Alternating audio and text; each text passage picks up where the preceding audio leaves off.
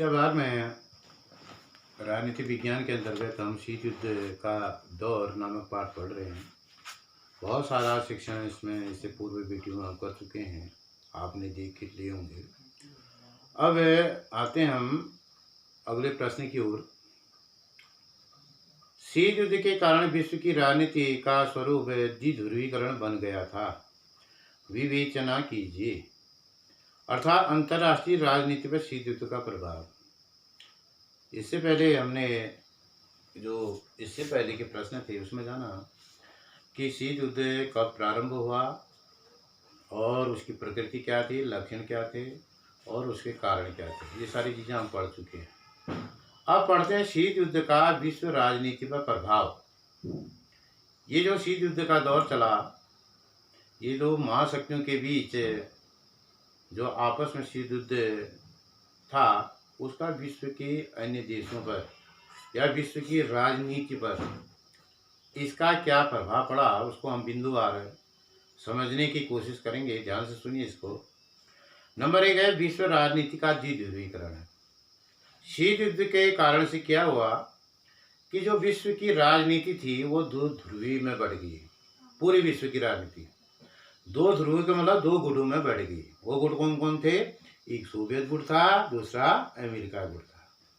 कुछ देश अमेरिका के साथ चले गए, कुछ देश सोवियत संघ के साथ चले गए। कहने का अर्थ यह है कि विश्व के जो देश थे, सारी राजनीति थी, वो दो ध्रुवों में यानी दो गुटों में विभाजित हो गई। इसका यह प्रभाव था। अगला है आणविक युद्ध की आशंका। जैसे कि मैंने आपको बताया कि शीत युद्ध में बहुत ज़्यादा गर्माहट और तनाव की स्थिति उत्पन्न हो गई थी।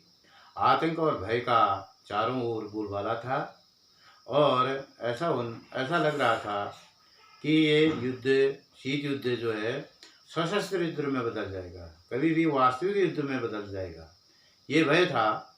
और इसीलिए हर देश अपने आप को असुरक्षित महसूस कर रहा था और अपनी सुरक्षा के लिए अधिक से अधिक हथियारों को जमा करा। जैसे कि मैंने पिछले प्रश्न में एक जगह आपको बताया था, शीत युद्ध के दौरान हथियारों की होड़ और हथियारों पर नियंत्रण, ये दोनों कार्रवाइयाँ हुई और हर देश अपनी सुरक्षा के लिए अधिक से अधिक हथियारों को जमा करने लगा और इसी जमा करने की प्रवृत्ति को हथियारों की होड़ कहा गया।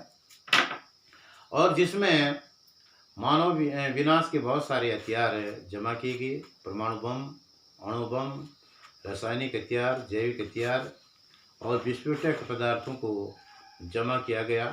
युद्ध होने की स्थिति में इसका प्रयोग किया जा सके।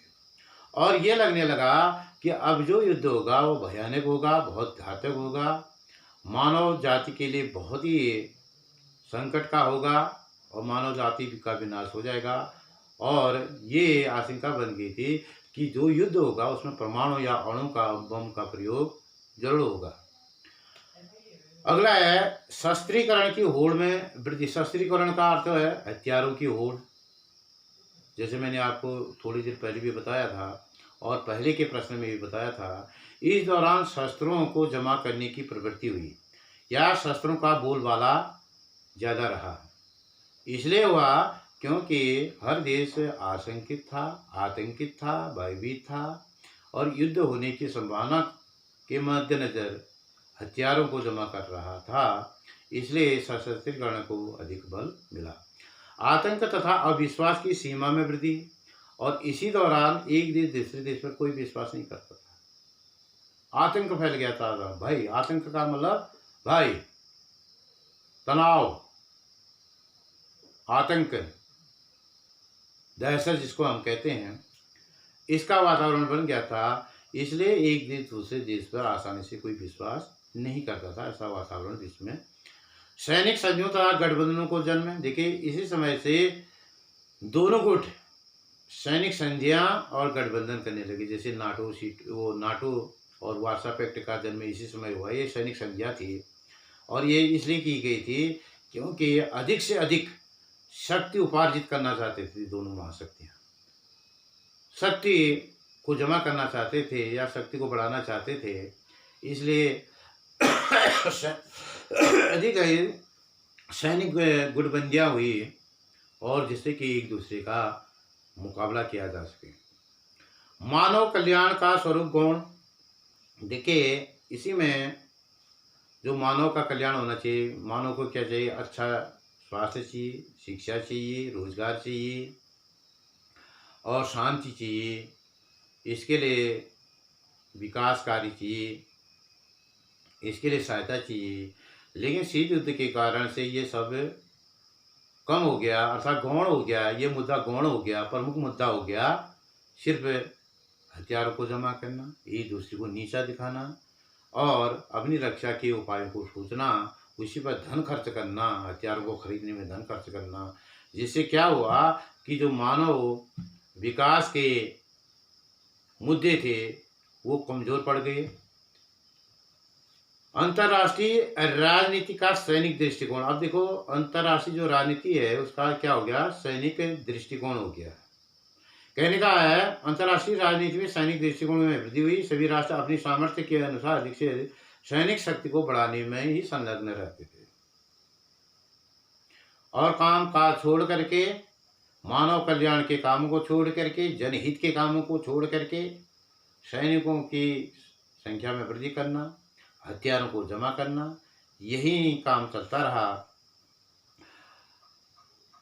संयुक्त राष्ट्र संघ के कार्यों में अवरोध। देखिए, इसी समय संयुक्त राष्ट्र संघ के जो कार्य थे, संयुक्त राष्ट्र संघ के जो कार्य होते हैं पूरे विश्व के लिए होते हैं, क्योंकि वो अंतर्राष्ट्रीय संगठन है और उसमें बहुत सारे कल्याणकारी कार्य संचालित होते हैं जो पूरे विश्व के लिए होते हैं, गरीब राष्ट्रों के लिए होते हैं।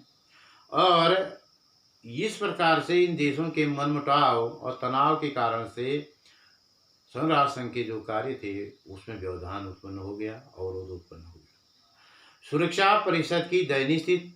देखिए, बार बार वीटो के प्रयोग से, वीटो का अधिकार जैसे मैंने आपको बताया, किसी प्रस्ताव के पक्ष में अगर ये सुरक्षा परिषद के 500 सदस्य एकजुट नहीं होते हैं, एक मत नहीं होते हैं, तो वो प्रस्ताव गिर जाता है। अगर उसमें एक भी सदस्य नाराज है या उसका विरोध करता है तो वो प्रस्ताव गिर जाता है, उसको कहते हैं वीटो।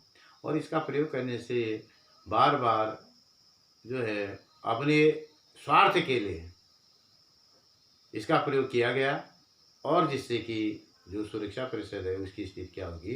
दयनीय होगी, शोचनीय होगी। ये आपने जाना कि शीत युद्ध का क्या प्रभाव पड़ा विश्व राजनीति पर, ये बिंदुवार आपको समझाया गया है। फिर से इसको देख लीजिए, अगर कहीं पर समझ में नहीं आता है उसके बारे में फिर से मुझे बता दीजिए, मैं उसका पूरा आपको बताने की कोशिश करूँगा कि इसको किस तरह से करना है अभी। तो अब अगले टॉपिक की ओर हम चलते हैं, वह है गुट निरपेक्ष। जैसे मैं इसको पढ़ा चुका हूँ, फिर भी इसको दोबारा आपके समझ के लिए, आपके नॉलेज के लिए बता देना चाहता हूँ। गुट निरपेक्षता मैंने बहुत विस्तार से बताया था। गुट निरपेक्ष है क्या? इसमें प्रश्न है, गुट निरपेक्ष आंदोलन से क्या तात्पर्य है, उसके उद्देश्य लिखिए। मैं इसको फिर से शॉर्ट में आपको बता देना चाहता हूँ, क्योंकि मैं इसको बहुत विस्तार से आपको पढ़ा चुका हूँ कि गुट निरपेक्ष आंदोलन का जन्म क्यों हुआ और इसके उद्देश्य क्या थे। फिर से इसको ध्यान से सुनिए। गुट निरपेक्ष आंदोलन का जन्म शीत युद्ध काल दौरान ही हुआ था। जब शीत युद्ध विश्व राजनीति में बहुत हावी था, प्रभावी था, उसी समय गुट निरपेक्ष आंदोलन का भी जन्म हुआ। ये कोई संगठन नहीं था, ये कोई गुट नहीं था, बल्कि एक नीति थी, एक आंदोलन था। जैसे कि शीत युद्ध के दौरान विश्व राजनीति में दो गुट बन गए थे, सोवियत संघ और अमेरिका। और जो दोनों गुटों में शामिल राष्ट्र नहीं थे, ना वो सोवियत संघ में शामिल थे, ना अमेरिका गुट में शामिल थे, नहीं थे। ऐसे राष्ट्रों ने एक नई नीति को जन्म दिया जिसको कहा गया गुट निरपेक्षता की नीति। और इसमें तृतीय विश्व के जो देश थे, मैंने बताया था आपको इससे पहले, तृतीय विश्व के देश एशिया, अफ्रीका और लैटिन अमेरिका, इन देशों को कहते हैं तृतीय विश्व के देश। ये नए नए स्वतंत्र राष्ट्र थे, नए नए स्वतंत्र हुए थे। जैसे भारत 1947 में स्वतंत्र हुआ। और निर्धन देश थे, गरीब थे, विकासशील थे, अपना विकास कर रहे थे अपना देश का। और इन्होंने ये निश्चय किया, ये निर्णय लिया कि वो न तो अमेरिका के साथ जुड़ेंगे, न सोवियत संघ के साथ जुड़ेंगे, बल्कि स्वतंत्र रहेंगे। गुट निरपेक्षता का जो अर्थ है वो इस प्रकार से है, अब किसी भी गुट में शामिल न होकर के, किसी भी गुट में शामिल न होकर के एक स्वतंत्र नीति का अनुसरण करना, अनुपालन करना, और अच्छी नीति का समर्थन करना, गलत का विरोध करना, इसी नीति को कहते हैं गुट निरपेक्ष या गुट निरपेक्षता कहते हैं। और भारत का बहुत बड़ा योगदान इसमें रहा।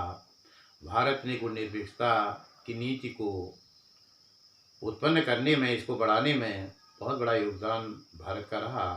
भारत के प्रथम प्रधानमंत्री पंडित जवाहरलाल नेहरू गुट निरपेक्ष आंदोलन के जनक रहे हैं। इसके अलावा पंडित जवाहरलाल नेहरू के अलावा नासिर हुसैन, मार्शल टिटो, राजकुमार सुकर्णो, ये लोगों के द्वारा गुट निरपेक्षता की नीति बनाई गई, उसको जन्म दिया गया। और ये नीति का मतलब ये था कि हम किसी भी गुट में शामिल न होंगे। अगर ये किसी गुट में शामिल होते तो क्या होता, माना ये सोवियत संघ के साथ शामिल हो जाते